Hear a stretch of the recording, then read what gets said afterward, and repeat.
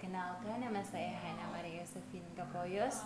Saya mahasiswa dari Politeknik Negeri Manado, jurusan akuntansi, prodi keuangan D4, semester 6, kelas 5D.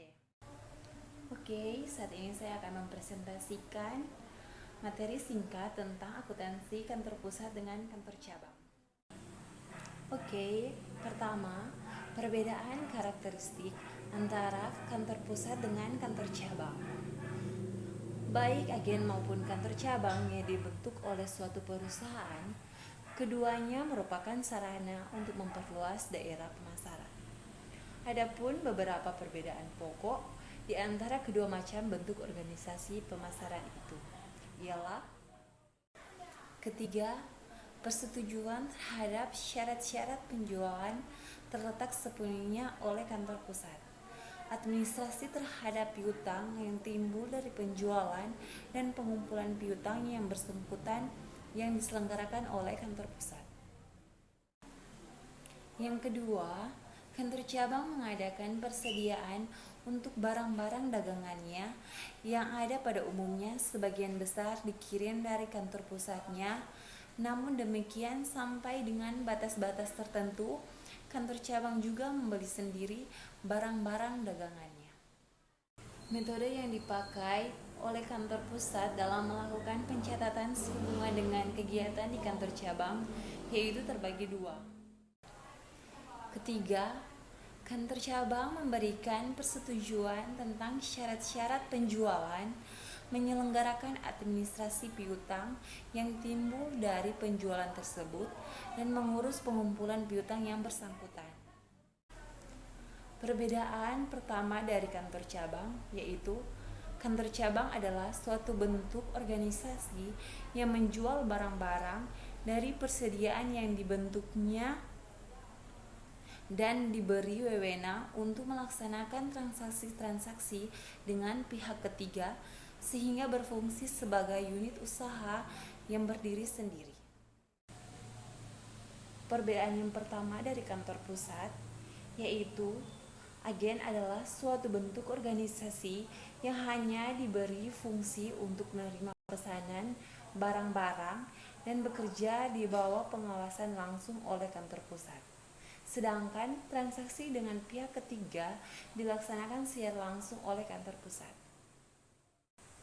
Kedua, agen tidak memiliki persediaan untuk barang-barang yang akan dijual, akan tetapi hanya berupa contoh atau sampel. Barang-barang yang dijual akan dikirim langsung oleh kantor pusat kepada langganan yang bersangkutan. Pertama, laba atau rugi kantor cabang tidak dipisahkan dengan laba atau rugi kantor pusat. Dengan metode ini, pendapatan dan biaya kantor cabang tidak dipisahkan dengan pendapatan dan biaya di kantor pusat, sehingga tidak bisa diketahui laba atau rugi kantor cabang secara tersendiri. Bila metode ini yang digunakan kantor pusat, hanya dapat mengetahui laba atau rugi secara total atau keseluruhan. Penjelasan membuat jurnal eliminasi, yaitu laporan keuangan konsolidasi, merupakan laporan keuangan yang menggabungkan laporan keuangan kantor pusat dan kantor cabang. Jadi, jurnal eliminasi yang dibuat tidak akan mempengaruhi laporan keuangan individual, baik kantor pusat maupun kantor cabang. Penjelasan menyusun laporan keuangan konsolidasi, yaitu setelah kertas kerja selesai disusun, langkah selanjutnya adalah membuat laporan keuangan konsolidasi yang sumber berasal dari kolom terakhir kertas kerja sesuai dengan format yang sesuai dengan PSAK.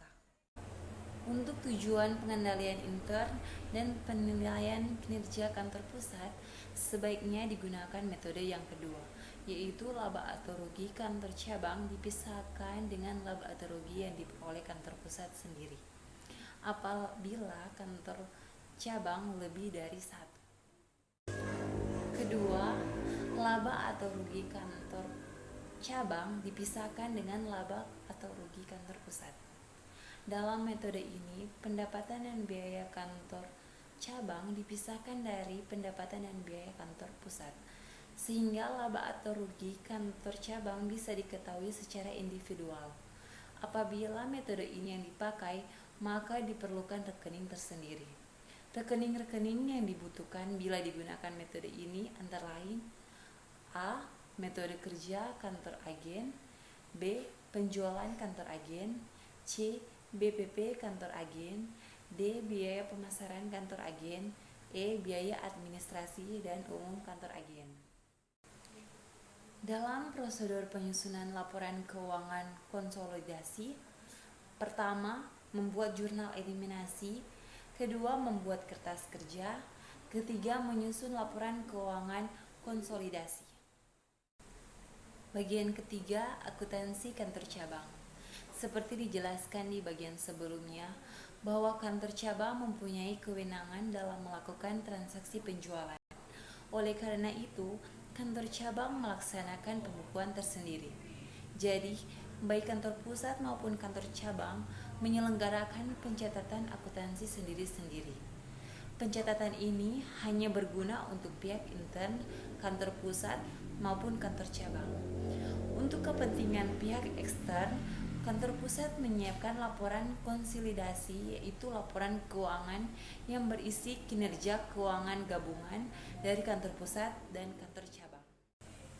Oke, bagian kedua, penjelasan mengenai akuntansi kantor pusat. Perbedaan paling mendasar pencatatan yang dilakukan oleh kantor cabang dan kantor agen berhubungan dengan kewenangan masing-masing dalam menangani konsumen akhir. Kantor cabang mempunyai kewenangan penuh sehubungan dengan transaksi penjualan, termasuk menerima pembayaran secara langsung dari konsumen akhir. Sedangkan kantor agen tidak mempunyai kewenangan melakukan transaksi penjualan. Pencatatan akuntansi hanya dilakukan oleh kantor pusat.